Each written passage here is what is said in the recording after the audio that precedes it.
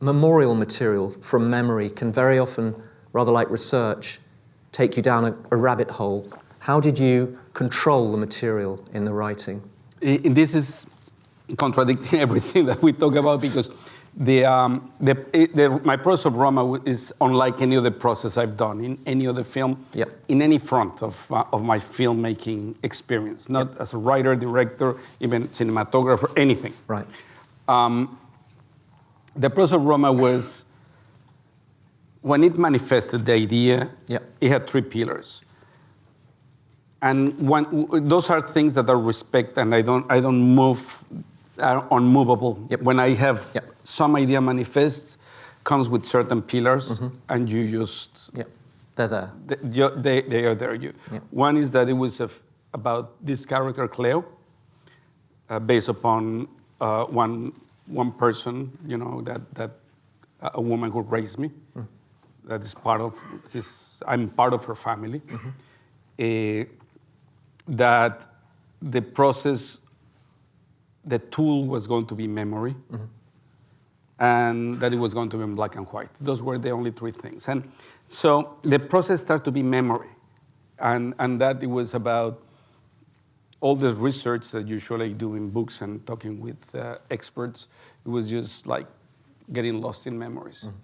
And the thing with memories is that it's like this corridor with many, with an infinite number of doors. That each door that you open leads you to another infinite corridor within an infinite number of doors. And you keep on going from door to door, and you get lost in what Borges talks about, calls the place of the gallery of shattered opaque mirrors. Because you start getting lost in door after door after door after door.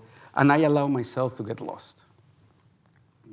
And as I was getting lost, it was new details where, and this is the thing, once that you open a door, it's just that many other memories manifest.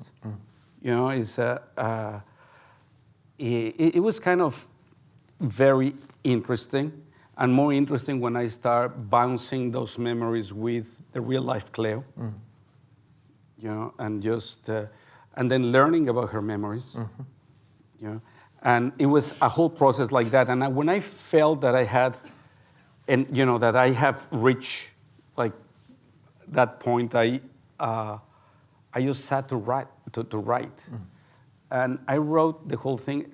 And this is the thing, I've never written a screenplay for more than 3 weeks. I believe that screenplay you write in 3 weeks or 30 years. There is no time in between. Everybody take note. Yes. And I'm talking about the first draft, obviously. Sure. But in Roma, there was only 1 draft, because I decided that what I was going to do is sit and start writing without any consideration to length, any consideration to character structure, any kind of structure, plot points, or anything. Just sit and write, almost like a automatic writing. Free form, and trusting, being irresponsibly enough or very arrogant to think that I have developed a narrative muscle throughout the years that would take care of everything. And I would just write. I wrote for 3 weeks. I finished the screenplay, and I never read it again. And nobody ever read that screenplay, not the actors, not the crew. Nobody read the screenplay. The only person who had, the only one was my partner, David Lindy from Participant Films. He said, well, I need a screenplay just because of insurance.